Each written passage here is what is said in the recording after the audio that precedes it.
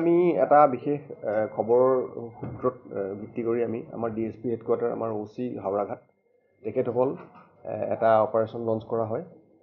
দকমকা থানাৰ আণ্ডাৰত দৈদাক পাহাৰ এই মানিকপুৰ বুলি কয় সেই অঞ্চলত আমি এটা বিশেষ খবৰ ভিত্তিত আমি তাত এটা অপাৰেশ্যন চলাওঁ আৰু আমি মাটিত পুতি থোৱা অৱস্থাত কিছু অস্ত্ৰ উদ্ধাৰ কৰিবলৈ সক্ষম হওঁ। তাৰ ভিতৰত এটা AK-56 ৰাইফল আছে, এটা ষ্টেণ্ড গান আছে, দুটা পিষ্টল আছে, এটা 9mm পিষ্টল, এটা .32 পিষ্টল আৰু 9টা AK-47ৰ মেগজিন আৰু 88 ৰাউণ্ড AK-47 এমিনেশ্যনছ আমি উদ্ধাৰ কৰিবলৈ সক্ষম হওঁ। আৰু এই সংক্ৰান্তত আমি ইতিমধ্যে আমি আমাৰ তদন্ত অব্যাহত ৰাখিছোঁ আৰু আমি এই কোন সংগঠনে তাত থৈছিল বা কি উদ্দেশ্যে থৈছিল এই তথ্য উদ্ধাৰ কৰিবলৈকে আমি বৰ্তমান আমাৰ তদন্ত জাৰি আছে। কাৰ্বি আংলং আৰক্ষী এইটো সফল অভিযান বুলি ক'ব পাৰি, কিন্তু এটা কথা হ'বলৈ গৈ আছে, ইমান সৰহ সংখ্যক আৰ্মছ এণ্ড এমিনিশ্যন ৰিকভাৰী হোৱাটো ডাঙৰ কথা।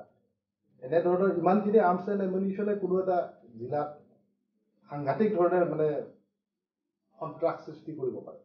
গতিকে এইকেইটা যিহেতু পোৱা হৈছে আৰু তেনেকুৱা আৰ্মছ এণ্ড এমিনিশ্যন জিলাখনৰ ভিতৰত যে নাথাকিব তাৰো কোনো মানে নাই।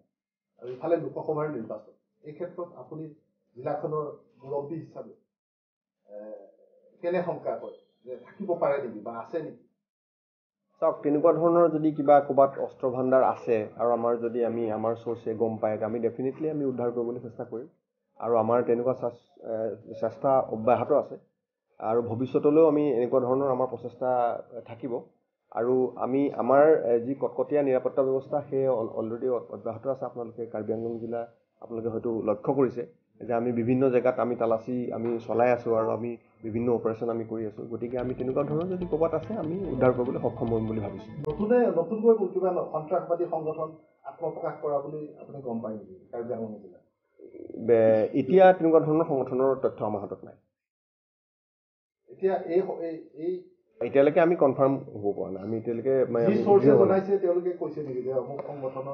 এতিয়া আমি এই কথাটো ব্যক্ত কৰিব খোজা নাই, কাৰণ আমাৰ তদন্ত যিহেতু অব্যাহত আছে। তদন্তৰ পিছত আমি শেষ হ'লে আমি গম পাম নেকি, তেতিয়া আমি লজিকেল কনক্লুজনত আহিলে আমি জনাব পাৰিম যে কোন সংগঠন। ঠিক আছে, ইয়াৰ বাহিৰে আপুনি কিবা যদি আৰু সংযোজন কৰিব পাৰে? আৰু নতুন সংযোজন কৰিবলগীয়া নাই। আপোনালোকেতো দেখা পাইছে আমি আমাৰ যি দায়িত্ব আমি পালন কৰি আছোঁ আৰু আমি আমাৰ বিভিন্ন জেগাত আমি তালাচী চকী আমি ইতিমধ্যে আমি সষ্টম কৰি ৰাখিছোঁ আৰু গাড়ীত সৰবৰাহ কৰা যিবিলাক অবৈধ বস্তু এইবিলাক উদ্ধাৰ কৰিবৰ কাৰণে আমি যি প্ৰচেষ্টা চলাব লাগে চলাই আছোঁ।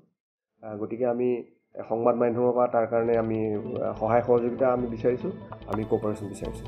আৰু ড্ৰাগছৰ ক্ষেত্ৰত এইটো এটা বহুত ভয়ংকৰ